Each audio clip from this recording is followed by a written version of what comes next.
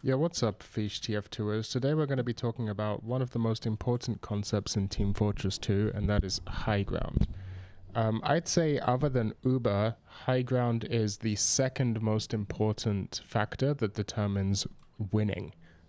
Winning area control, map control, and pushing the card or pushing the point. And it actually took me a while to figure out why high ground is so powerful. The obvious answer is that it makes soldier better, right? You can shoot splash damage and the other guy has to hit directs, which is harder, so you have an advantage if you're playing soldier. But soldier's only one class out of the 9 classes in Valve's hit game Team Fortress 2. And so surely it's not just that soldier has an advantage. Well, you know, obviously also every class has an advantage against a soldier on low ground, so that's also a factor to keep in mind. But there's a lot more to it than just the fact that they have to hit directs. It's also harder to hit people who are on high ground, because I can shoot perfectly fine from up here, while from the enemy's perspective, only my head is peeking out.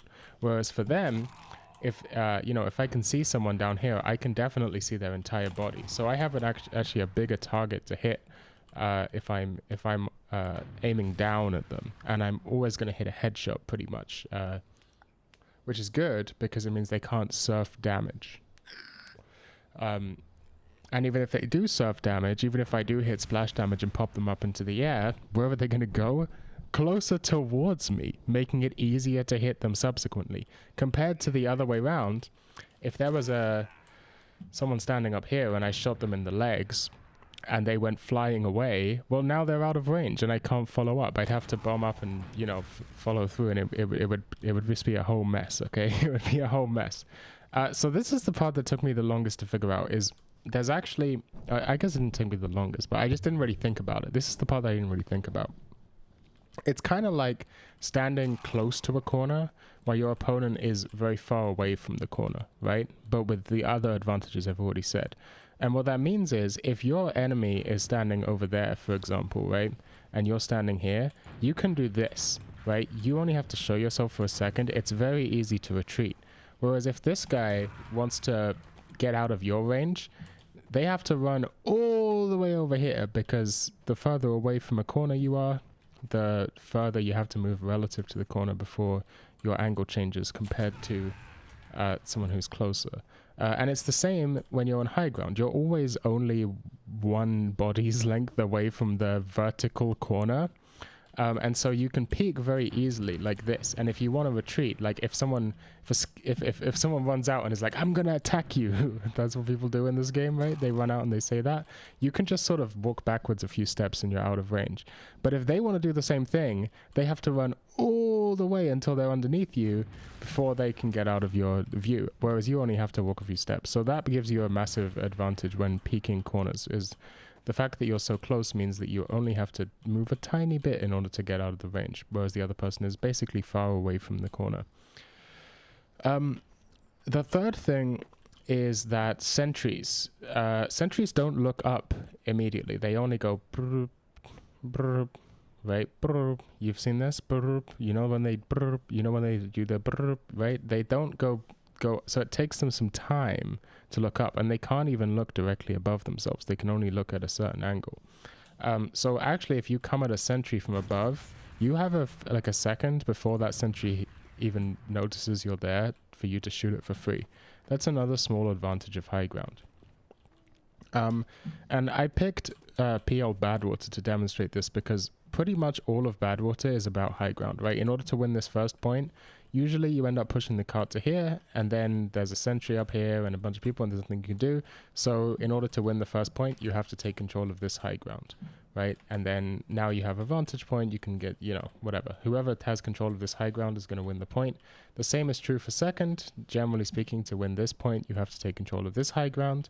And the same is true for third. Generally speaking, you have to take control of this high ground, which means taking also control of that high ground.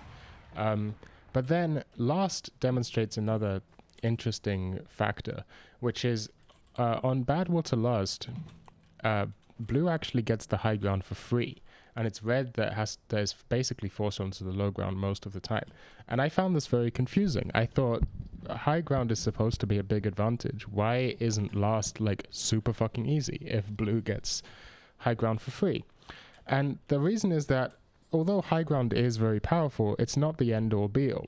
And the effects of high ground actually often don't come just from it being high up, but from the other factors I've talked about.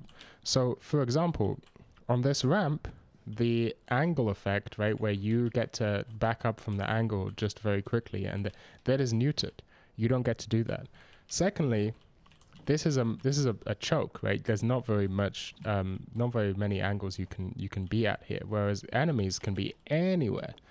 And finally, when you're actually taking a fight, you may have the high ground, but it's very easy for red to just retreat into here, which forces you to actually come to the low ground, which is why to win last, you generally have to take control of map room. You have to take control of this high ground to actually win.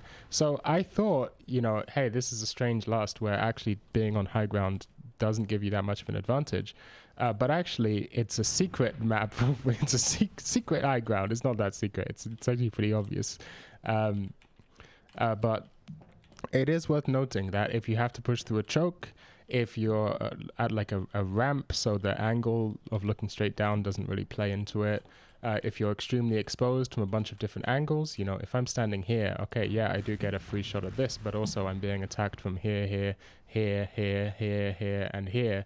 I'm actually at a big disadvantage because all of these spots are either on the same level as me or higher up than me.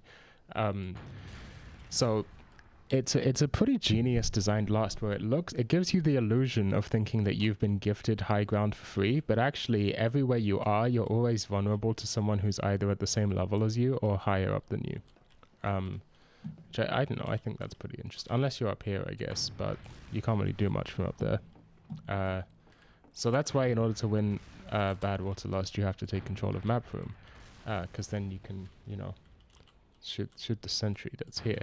That's how this map works, guys. This was secretly how to push Lust on Badwater. That's what this video was actually about. So that's what I wanted to talk about. It's just I often see people talk about, hey, you got to take high ground, and they basically only mention soldier and splash damage, either being able to hit splash damage more effectively or being able to avoid splash damage. But there's actually a lot more to it than that. It's not just for soldiers to pay attention to, or for people who are worried about fighting soldiers. It's also relevant no matter what class you're playing because of the angle stuff, the sentry stuff, the fact that only your head is showing and all of that sort of thing. So yeah, that's that video. Thanks for watching.